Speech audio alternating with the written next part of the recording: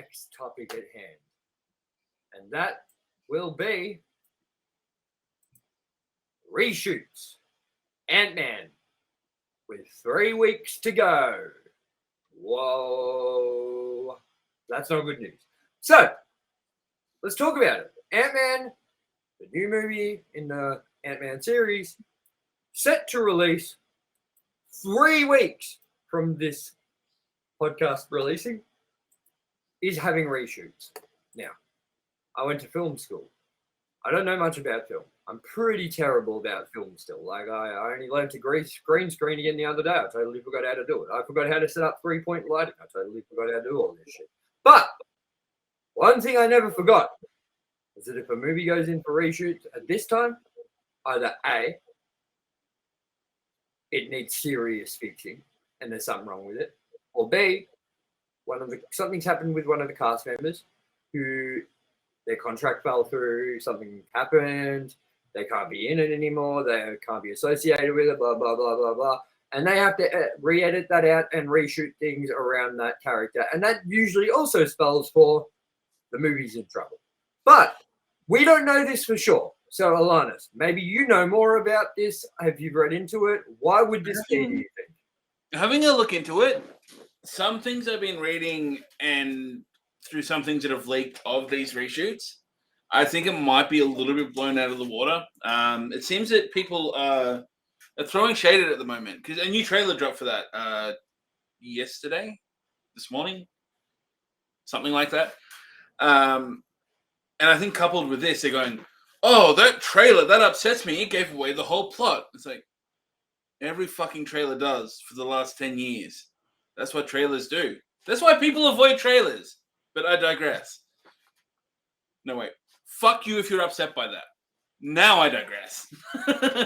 Look, man, it's because people can have access to trailers the way they do these days, which means once it's finished, they can go back and watch it. And they can go back and watch it. And they can go back and watch it. And the more you watch a trailer, the more you dissect that trailer and work out exactly what's going on. Back in the 1990s, early 2000s, when you only saw trailers on DVDs and before movies, you saw that trailer once or twice if you went to the movies, maybe a couple of little small TV spots, and then you went to see the movie, and that was it. And you never... What about that dude with the voice? Yeah. Coming this summer. A block. But anyway, like, that's why it happens. I spoiled Scream 5 for myself. And look, I'm not saying when you watch the Scream trailer, Scream from last year, if you watch it now, once or twice through, you're not going to have the killers spoiled for you. But if you're like me and ALANNIS, who for our podcast, we watch these things over and over and over again, I was like, oh, I think I know who it is. Just from watching the trailer too many times. And that's because there's very quick flashes of things that if you connect the dots, you're like, oh. You can at least guess one of the killers. And while that movie was a great movie and it made it onto my second spot for movies of the year, that killer's unveiling was not a surprise to me. The other one was, but the first one wasn't because I watched the trailer too many times. So I think that's the problem with it. So continue on with your Ant-Man theory. While you do that, I'm getting a drink. So you keep talking, but I'm listening. Yes. I have having a look into it. Some people leaning towards it was just small reshoots for continuity.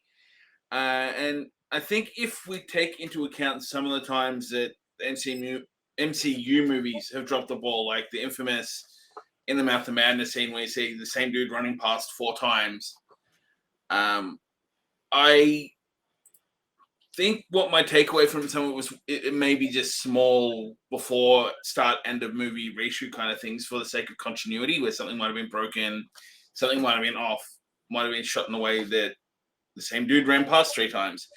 So I mean, I think that's what we're looking at, or I guess think and hope. Like it could be something bigger, but from what I've read, I've taken a bit of solace, and I think it might just be smaller touches that weren't quite right. And if that's the case, then I think that's a good thing because they're starting to pay attention. Like, you got people like me that it doesn't bother me with some of the problems in continuity things in one of those movies because I'm watching it as a fanboy. I'm not analyzing. I'm going, yeah, kapow, Doctor Strange, Ant-Man. But I can see why it would grind other people and why they'd want to fix it. Definitely. How do you feel about this next phase for Marvel? Because as we all know, a lot of people find phase 4 a little bit underwhelming compared to the previous phases. So are you hoping this is a big change coming our way, or do you think it's oversaturation? That's what's doing it. I think this phase has been fine. I don't think it's actually been that oversaturated. I think if anything, these one-shot features, maybe not as many series, but like these hour-long features to introduce characters, things like that, I think are a good way to expand it and have character development that you'll otherwise lack, rather than going the DC path where there's cram a bunch of people in a movie. Like they did it in Justice League. They did it in Black Adam. All these characters have a bit more gravitas about them, but it's like, here's Dr. Fate. Here's Cyborg. But I think the reason Marvel have done so well is they've had that development.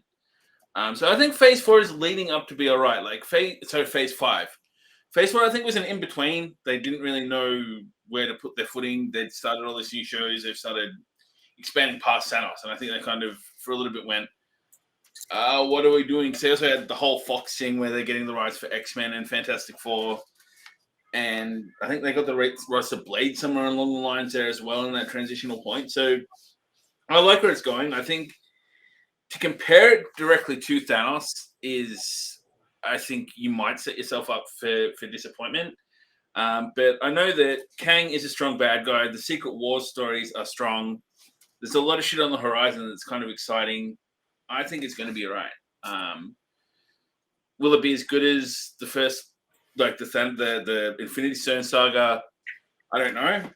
But will it be a train wreck?